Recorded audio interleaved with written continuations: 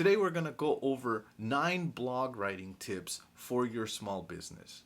If you're running a small business, it does benefit you to have a website that has an active blog. Websites that have an active blog receive up to 55% more traffic than websites that are static. It also creates authority and trust. This is all about building your community. You're going to have people that are going to visit your website, and some of them will not know at all who you are. Others may have heard from somebody that they know that maybe you provide a service or a product that they want. And when they visit your website and they see that you have an active blog where you're constantly helping out your community, that will automatically let them know that you are somebody that they can trust as a business. You definitely have reasons why you want to maintain an active blog on your business.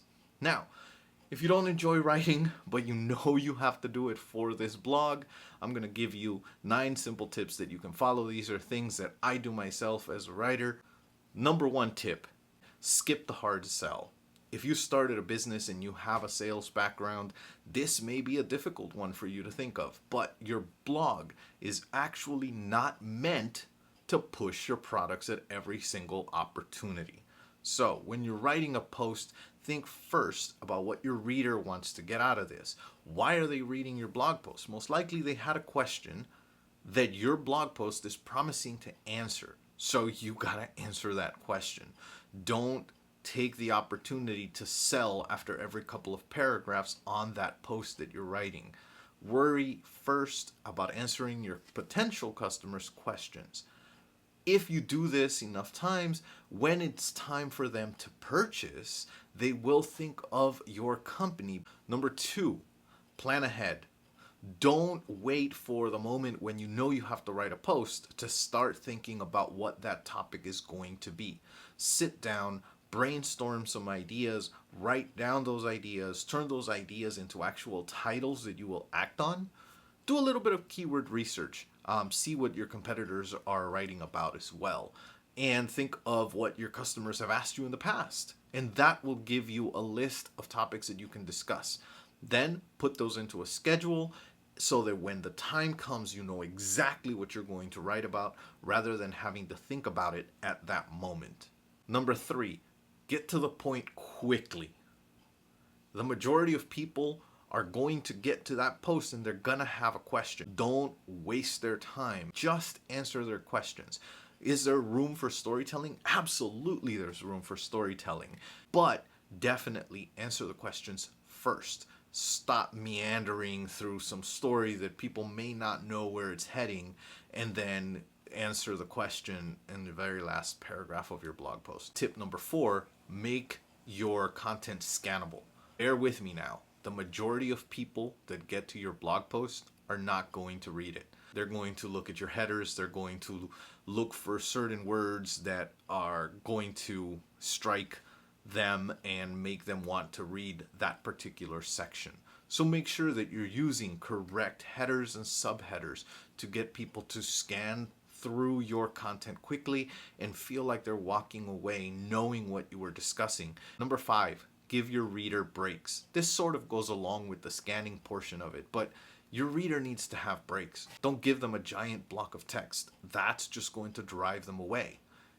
Use short paragraphs. And then use other forms of text. Use bulleted lists, use numbered lists, do block quotes where you actually pull them out and you make those easy for the reader to find and latch onto.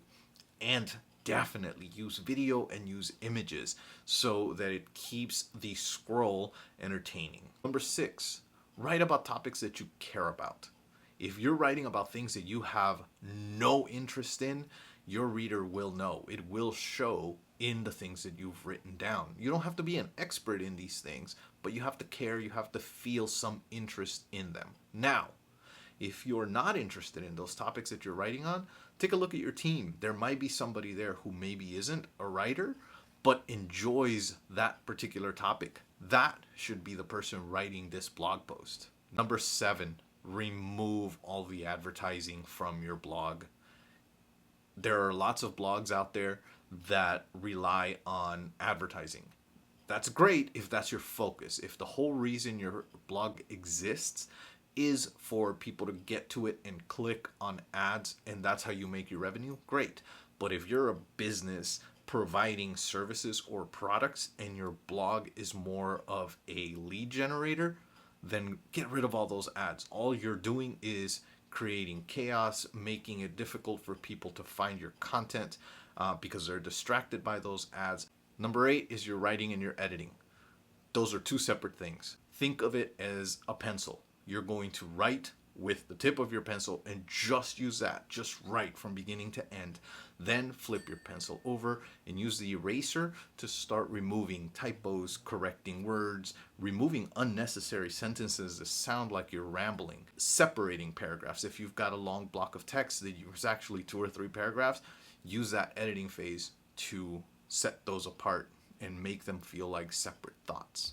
And finally, tip number 9, when you need help, ask for help. If you're following all of these tips and you just don't enjoy writing, but you know you want to maintain an active blog on your website, there's lots of help that you can get. Either bring somebody on your team who's going to write, or look at places like Fiverr to see if you can get some writing done on the cheap, or work with somebody like us and we'll help you generate content that connects with people.